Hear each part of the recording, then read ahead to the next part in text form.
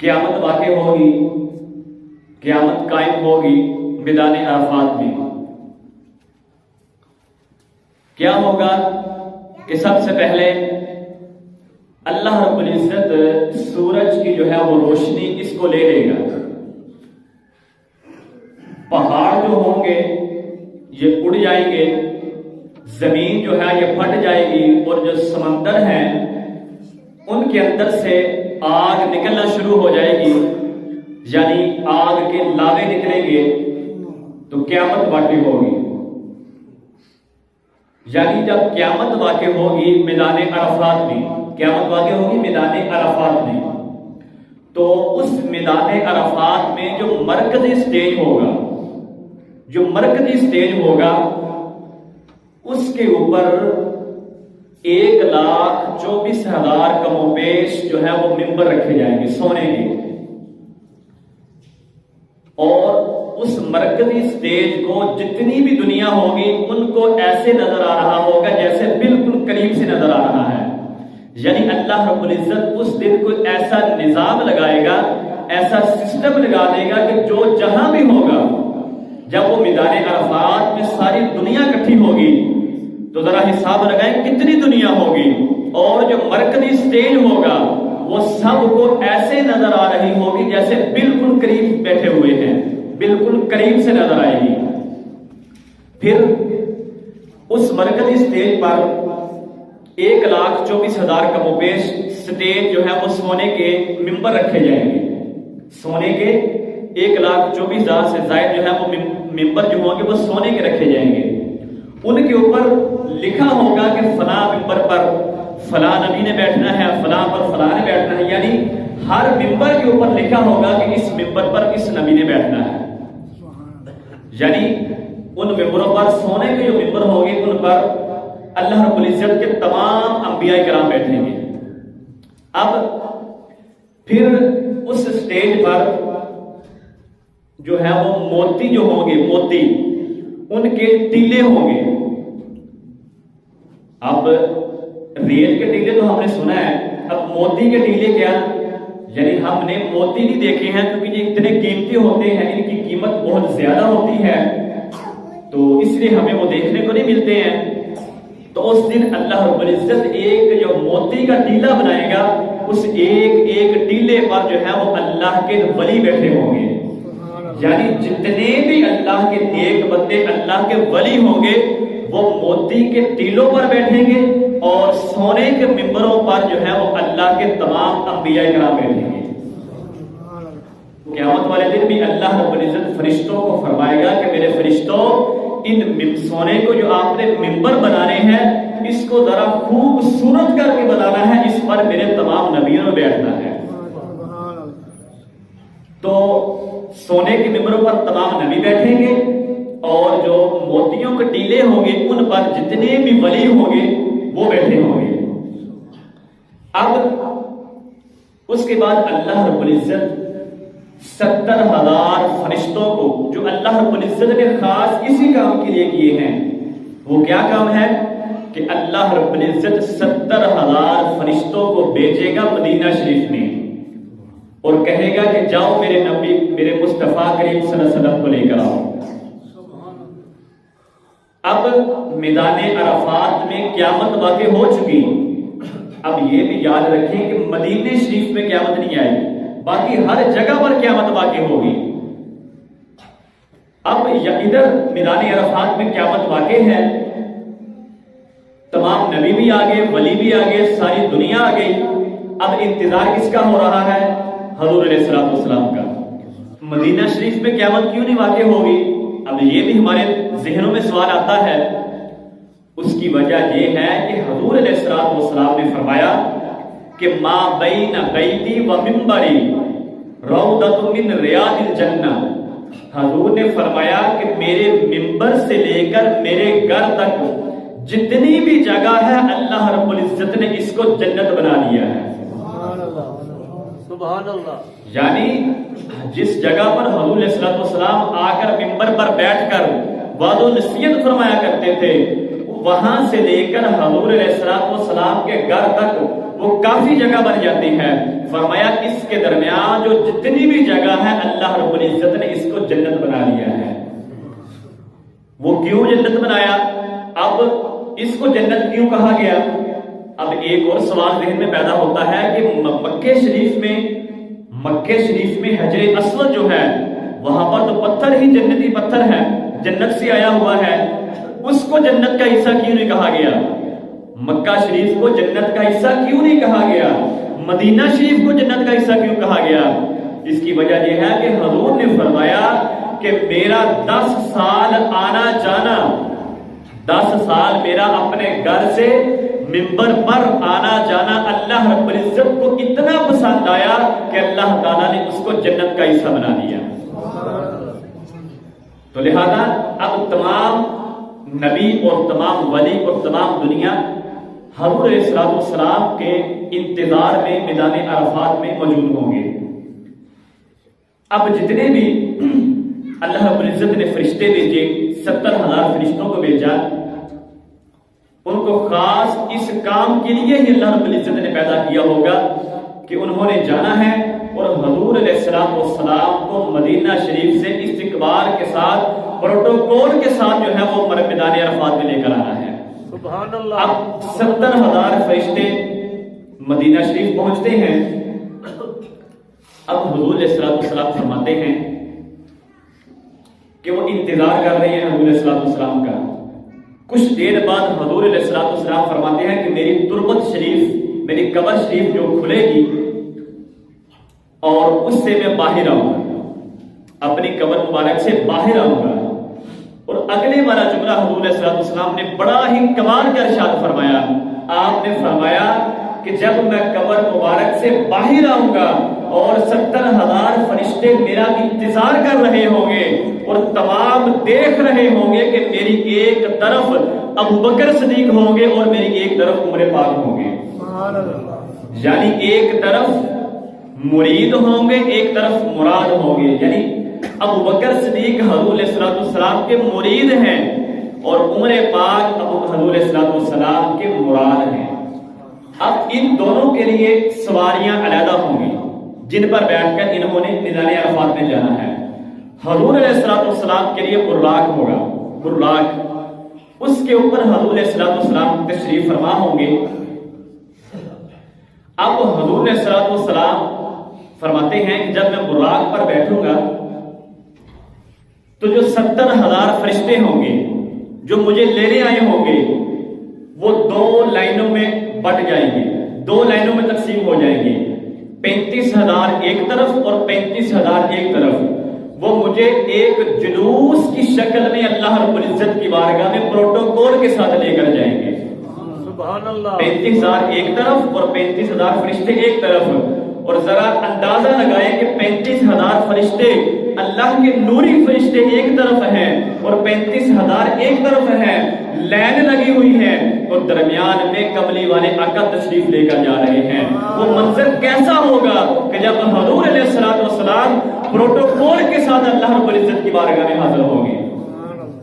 فرمایا کہ اس طرح میری سواری پھر کشاں کشاں آہستہ آہستہ دھیرے دھیرے سے میدان عرفات کی طرف رواں دواں ہوگی. اب جب حضور علیہ السلام کی سواری وہاں پر پہنچے گی میدان عرفات میں، پھر ایک آواز آئے گی، ایک ایسی آواز آئے گی کہ فرمایا جائے گا کہ تمام نبی بھی کھڑے ہو جائیں اور تمام ولی بھی کھڑے ہو جائیں اور جتنی بھی دنیا کھڑی ہو جائے گی اور جتنی بھی دنیا ہے اس کو بھی حکم ہوگا کہ تمام کھڑے ہو جاؤ. اس لیے جب وہ کھڑے ہوں گے صرف میدان عرفات میں ایک ہی آواز آ رہی ہوگی کہ دمیں مچاؤ مصطفیٰ کریم آ رہے ہیں، دم مچاؤ مصطفیٰ کریم آ رہے ہیں. یعنی تمام نبی بھی کھڑے ہو جائیں گے، تمام ولی بھی کھڑے ہو جائیں گے اور جتنے جو لوگ ہیں وہ تمام کے تمام حضور علیہ السلام کے استقبال کے لیے کھڑے ہو جائیں گے. اب حضور علیہ السلام میدان عرفات میں پہنچیں گے اور جتنے بھی ولی ہیں اور انبیاء کرام 1,24,000 سے زائد کم و بیش جتنے بھی انبیاء کرام ہیں انہوں نے جو سونے کے منبر ہے وہاں پر بیٹھنا ہے اور ولیوں نے موتیوں کے ٹیلے ہیں ان پر بیٹھنا ہے. اور جب حضور علیہ السلام وہاں پر پہنچیں گے تو حضور علیہ السلام نے کس جگہ پر بیٹھنا ہے. پھر اللہ رب العزت جب حضور کی باری آئے گی، اللہ رب العزت پھر ایسے خاص فرشتے ہوں گے، ان کو آواز دے گا کہ اے فرشتوں عرض کریں گے جی رب جلیل. اللہ رب العزت فرمائے گا فرشتوں کرسی لے کر آؤ. عرض کریں گے رب جلیل وہ کرسی کدھر ہے؟ پھر اللہ رب العزت فرمائیں گے کہ وہ کرسی فلاں مقام پر ہے. وہ فرشتے اس کرسی کو لے کر آئیں گے. اب وہ کرسی کتنی بڑی ہوگی؟ اب وہ کرسی جو منگوائی جائے گی جس پر حضور نے بیٹھنا ہے وہ کتنی بڑی ہوگی اور کہاں پر رکھی جائے گی؟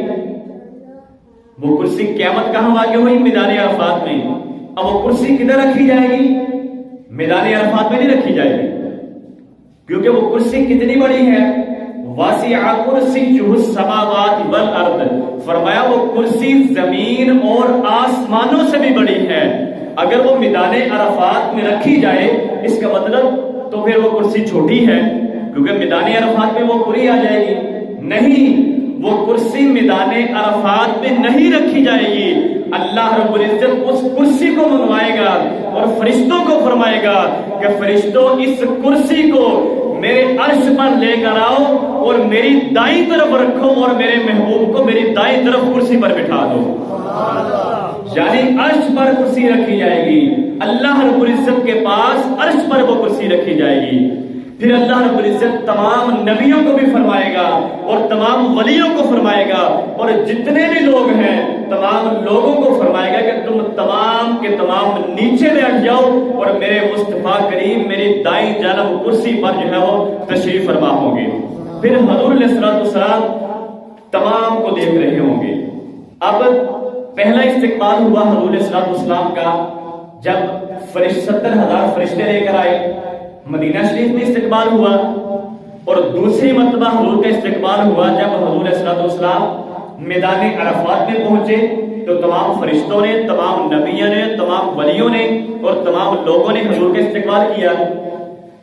اب جس وقت حضور علیہ السلام اللہ رب العزت کے پاس عرش پر، باقی تمام لوگ میدان عرفات میں ہیں اور حضور علیہ السلام اللہ رب العزت کے پاس دائیں جانب عرش پر تشریف فرما ہوں گے. اب تیسرا استقبال پھر اللہ رب العزت حضور کا فرمائیں گے. وہ کیسا استقبال ہوگا؟ شفاعت شریف کی حدیث مبارکہ ہے. بڑی ذمہ داری سے بات کرنے لگا ہوں کہ اللہ رب العزت حضور کا استقبال کیسے فرمائے گا. شہباز شریف میں لکھا ہوا ہے کہ جب حضور علیہ السلام کرسی پر تشریف فرما ہوں گے اللہ رب العزت کے پاس، پھر اللہ رب العزت حضور علیہ السلام کا ایسا استقبال فرمائے گا کہ اپنے دستے قدرت سے اللہ رب العزت حضور علیہ السلام کو سبز رنگ کا جبہ شریف جو ہے وہ عطا فرمائے گا. یعنی سبز رنگ کا جبہ شریف اللہ رب العزت اپنے دستے مبارک سے، اپنے دستے قدرت سے حضور علیہ السلام کے اوپر پہنائے گا. اس طرح اللہ رب العزت حضور علیہ السلام کا استقبال فرمائے گا. اب یہاں تک جو حدیث مبارکہ تھی، اب اس سے اگلے والا حصہ جو اپنی طرف سے ایڈ کیا وہ یہ ہے کہ ذرا آپ بھی اندازہ لگائیں کہ جب اللہ رب العزت کے پاس دائیں جانب حضور علیہ السلام کرسی پر تشریف فرما ہوں گے، یہ حدیث مبارکہ کی ثانی ہے، جب اللہ رب العزت کے پاس حضور علیہ السلام تشریف فرما ہوں گے اور تمام نبی بھی وہاں پر موجود ہوں گے میدان عرفات میں، تمام ولی بھی موجود ہوں گے، جتنی ساری دنیا موجود ہوگی، ذرا سوچئے اللہ رب العزت فرمائے گا ایک تو حضور علیہ السلام کے اوپر سبز رنگ کا جبہ شریف ہوگا اور دوسرا حضور علیہ السلام کا چمکتا ہوا، نور سے چمکتا ہوا چہرہ ہوگا. پھر اللہ رب العزت ایسے نہیں فرمائے گا کہ یوسف پاک دیکھو نا ذرا میرا محبوب کتنا پیارا لگ رہا ہے، کہ یوسف پاک دیکھو میرا محبوب کتنا پیارا لگ رہا ہے. تو جب حضور علیہ السلام عرش پر کرسی پر تشریف فرما ہوں گے بیٹھ جائیں گی. پھر اللہ رب العزت فرمائے گا, حضور علیہ الصلوۃ والسلام نے فرمایا کہ ان ربی استشارنی فی امتی. حضور علیہ الصلوۃ والسلام کو اللہ رب العزت فرمائے گا کہ میرے محبوب, ہم نے آپ سے ایک مشورہ کرنا ہے. مشورہ کس کے بارے میں کرنا ہے؟ فی امتی. فرمایا اللہ رب العزت فرمائیں گے کہ محبوب, میرے پیارے محبوب, ہم نے آپ سے آپ کی امت کے بارے میں مشورہ کرنا ہے. حضور ہم نے آپ کی امت کے بارے میں مشورہ کرنا ہے. حضور صلی اللہ علیہ وسلم عرض کریں گے جی رب جلیل, فرمائے آپ نے کیا مشورہ کرنا ہے؟ اللہ رب العزت فرمائیں گے حضور جو آپ کی امت ہے ان کا کیا کرنا ہے. اب یہ وہ امت ہے, یہ ان لوگوں کے بارے میں مشورہ ہو رہا ہے جن کے پاس نامہ اعمال کچھ بھی نہیں ہے, یعنی جن کے پاس نیکی ہے, نامہ اعمال ہے. ان کو تو اللہ رب العزت فرمائے گا کہ جاؤ اپنے نامہ اعمال رکھاؤ اور جنت میں چلے جاؤ. جن کے نامہ اعمال بھاری ہوں گے وہ جنت میں چلے جائیں گے. یہ ان لوگوں کے بارے میں اللہ رب العزت مشورہ فرمائے گا کہ جن کے پاس کچھ بھی نہیں ہوگا, کوئی بھی نیکی نہیں ہوگی. اللہ رب العزت ان کے بارے میں فرمائے گا محبوب ہم نے ان کے بارے میں آپ سے مشورہ کرنا ہے. اب حضور فرمائیں گے کہ جی رب جلیل آپ نے کیا مشورہ کرنا ہے, کیا بات ہے؟ اللہ رب العزت پھر فرمائیں گے کہ محبوب ان کا کیا کرنا ہے, محبوب ان کا کیا کرنا ہے. اب رحمتوں والے محبوب کملی والے فرمائیں گے کہ اللہ رب العزت ان تمام کو جنت میں بھیج دیجیے, ان تمام کو بخش دیا جائے. اللہ رب العزت فرمائیں گے کہ جاؤ ہم نے تمام کو بخش دیا. پھر اللہ رب العزت فرمائے گا محبوب آج ہم نے آپ کو خوش کرنا ہے. محبوب آج ہم نے آپ کو خوش کرنا ہے. پھر مسلم شریف کی حدیث مبارکہ ہے, اللہ رب العزت فرمائیں گے کہ محبوب آپ کب خوش ہوں گے, محبوب آپ کب خوش ہوں گے. حضور صلی اللہ علیہ وسلم فرمائیں گے کہ یا اللہ میں اس وقت خوش ہوں گا جب تک آخری جنتی جنت میں چلا نہ جائے گا اس وقت تک میں خوش نہیں ہوں گا. اب حضور علیہ الصلوۃ والسلام بیٹھے ہوئے ہیں مسند پر, عرش پر, اللہ رب العزت کی دائیں جانب. اگر آپ کہیں گے کہ یہ میں بات اپنی طرف سے کر رہا ہوں تو پھر اعلیٰ حضرت کی زبانی آپ یہ سماعت فرما لیں. اعلیٰ حضرت فرماتے ہیں کہ عرش حق ہے, عرش حق ہے, مسند رفعت رسول اللہ کی. فرمایا جو حاکمیت ہے اللہ رب العزت حاکم ہے, لیکن جو مسرد ہوگی وہ اس پر حضور علیہ الصلوۃ والسلام اللہ رب العزت کی دائیں جانب بیٹھے ہوں گے. فرمایا عرش حق ہے, مسند رفعت رسول اللہ کی, اور دیکھنی ہوگی حشر میں عزت رسول اللہ کی. اور دیکھنی ہے حشر میں عزت رسول اللہ کی. ہم نے تو دیکھنی ہے, ہم نے تو حضور کی عزت دیکھنی ہے حشر میں, لیکن اس وقت وہ بھی دیکھیں گے جو حضور علیہ الصلوۃ والسلام کو نہیں مانتے ہیں. اس وقت تمام دیکھیں گے. فرمایا دیکھنی ہے حشر میں عزت رسول اللہ کی. تجھ سے اور جنت سے کیا مطلب اے نجدی دور ہو, تجھ سے اور جنت سے کیا مطلب اے وہابی, اے نجدی, اے منافق دور ہو. ہم رسول اللہ کے جنت رسول اللہ کی, ہم رسول اللہ کے جنت رسول اللہ کی. یعنی اس وقت تمام نبی, تمام ولی اور تمام اللہ کے مقرب بندے اور جتنی بھی دنیا ہے وہ تمام کے تمام اللہ رب العزت کا جو پروٹوکول اللہ رب العزت حضور کو دے رہے ہوں گے وہ تمام کے تمام اپنی آنکھوں سے دیکھ رہے ہوں گے. تو پھر اللہ رب العزت نے فرمایا کہ حضور آپ کب خوش ہوں گے؟ فرمایا محبوب, اللہ رب العزت کو محبوب جب فرمائیں گے تو محبوب فرمائیں گے یا اللہ میں اس وقت خوش ہوں گا جب آخری جنتی جنت میں چلا جائے گا. پھر اللہ رب العزت کیا کریں گے کہ جتنے بھی ہیں ان تمام کو جنت میں داخل فرما دے گا. پھر اللہ رب العزت فرمائے گا کہ محبوب آپ خوش لہذا ہم بھی خوش, محبوب آپ خوش اور ہم بھی خوش. اور ہم سے پوچھو کہ جنت قیامت والے دن کیا ہو رہا ہے.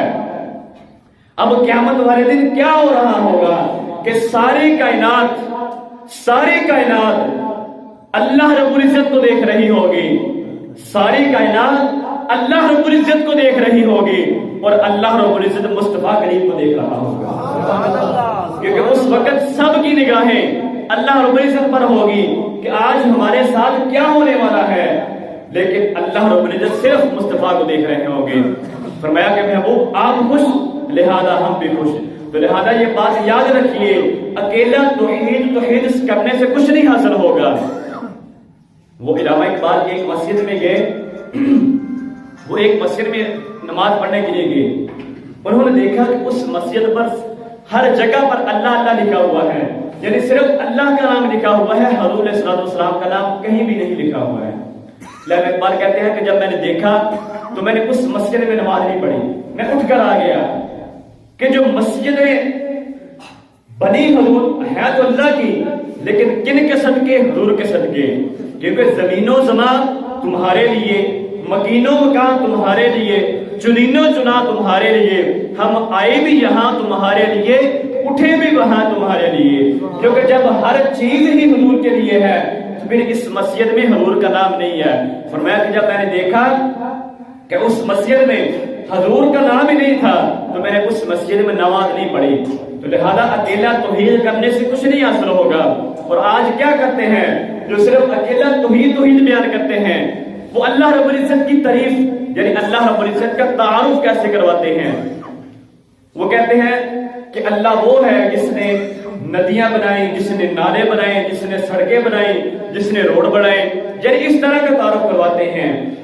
یہ تعارف نہیں ہے اللہ رب العزت کا، یہ تو اللہ رب العزت نے بنائی ہی ہے، یعنی اللہ کا اگر تعارف کروانا ہے، اس طرح کا تعارف کروانا ہے، سنیے اللہ رب العزت کا جب بھی تعارف کروانا ہے اور کہنا ہے کہ اللہ رب العزت وہ ہے جس نے اپنے آخری نبی مصطفیٰ کریم کو بنایا ہے، جس نے آخری نبی مصطفیٰ کریم کو بنایا ہے، تو لہذا اللہ رب العزت کا تعارف ایسا ہونا چاہیے۔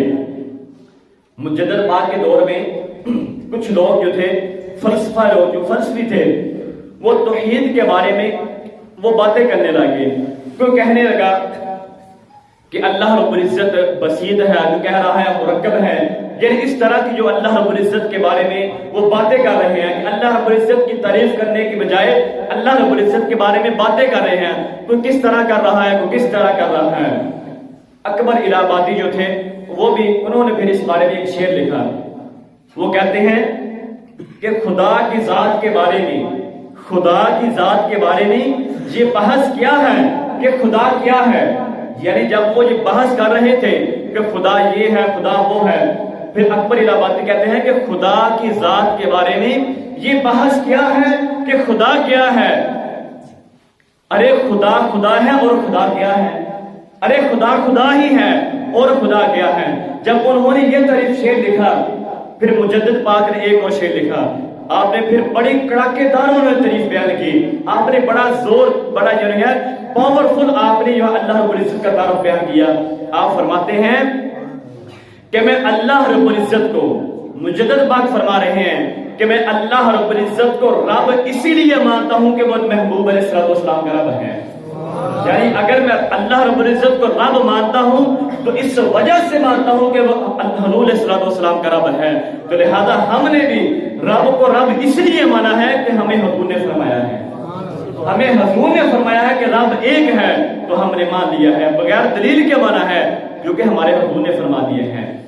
تو جب بھی اللہ رب العزت کا تعارف کروانا ہے تو ایسے نہیں کروانا ہے کہ اللہ رب العزت وہ ہے جس نے ندیاں بنائیں، جس نے نالے بنائیں، جس نے درخت بنائیں، یہ تو اللہ رب العزت نے بنائی ہے۔ اللہ رب العزت کا جب بھی تعارف کروانا ہے تو کہنا ہے کہ اللہ رب العزت وہ ہے جس نے اپنے آخری نبی کو بنایا ہے۔ اور پھر آپ بھی جانتے ہیں، آپ بلکہ آپ پڑھ کے آئے ہیں کہ ہماری اسلامیات کی کتابوں میں یقیناً آپ لوگوں نے پڑھا ہے، ہم نے بھی پڑھا ہے کہ حضور کا تعارف کیسے کروایا جاتا ہے۔ ادھر لکھا ہوتا ہے کہ نبی وہ ہے، نبی وہ ہے جو اپنے ہاتھ کے ساتھ جو ہے وہ جوتیوں کو سیتے رہے، نبی وہ ہے جو اپنے ہاتھ سے اپنے گھر میں جھاڑو دیتے رہے، نبی وہ ہوتا ہے جو اپنے ہاتھ سے اپنے کپڑوں کو سلائی کیا، یعنی اس طرح کا تعارف کرایا گیا ہے۔ اور جتنا بھی آخر کار دیکھا جائے تو آخر میں یہ کہتے ہیں کہ نبی وہ ہے کہ جو حلیمہ کی بکریوں کو چراتا رہا ہے، یعنی اس طرح کا تعارف آپ بھی پڑھتے ہیں، ہم بھی پڑھتے ہیں، یہی کچھ ہوتا ہے۔ لیکن اگر آپ یہ کسی کافر کے سامنے، کسی غیر کے سامنے ایسا تعارف رکھیں گے حضور کا، پھر وہ تو یہ کہیں انہوں نے تو پھر کہنا ہی ہے کہ یہ کام تو ہم بھی کر سکتے ہیں، یہ کام تو پھر ہم بھی کر سکتے ہیں، تو لہذا ایسا تعارف نہیں کروانا ہے۔ جب اللہ کا تعارف کروانا ہے تو پھر یہ کہنا ہے کہ اللہ وہ ہے کہ جس نے اپنے نبی کو آخری نبی بنایا، اور نبی وہ ہے۔ نبی کا تعارف جب کروانا ہے تو ایسے کہنا ہے کہ نبی وہ ہے کہ جس نے مسجد اقصی میں تمام انبیاء کرام کی امامت فرمائی ہے، جس نے مسجد اقصی میں تمام انبیاء کرام کی امامت فرمائی ہے۔